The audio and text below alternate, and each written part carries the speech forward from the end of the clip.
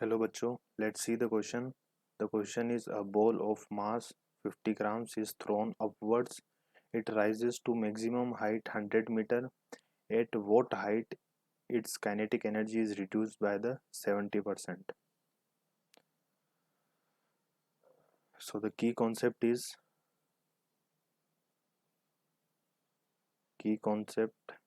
the formula of kinetic energy and the Newton's law of motion.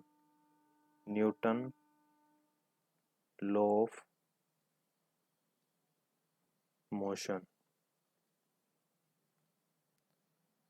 So we know that हमें पता है कि जो लो होता है v square is equal to u square plus 2as।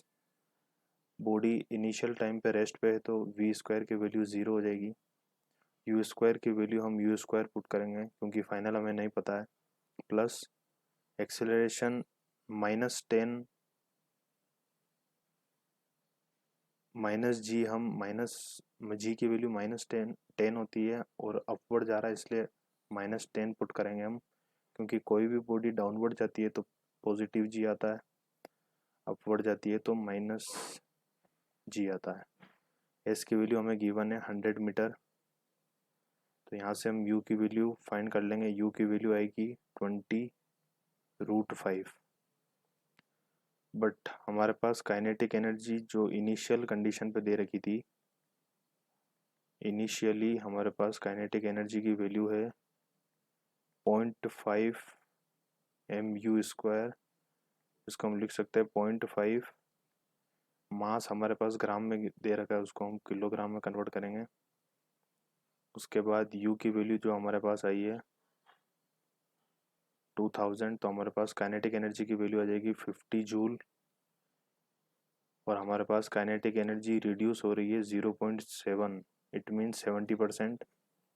तो हम इस कंडीशन में हम लिख सकते हैं 0.7 kinetic energy is equal to 0.7 multiplied by 50।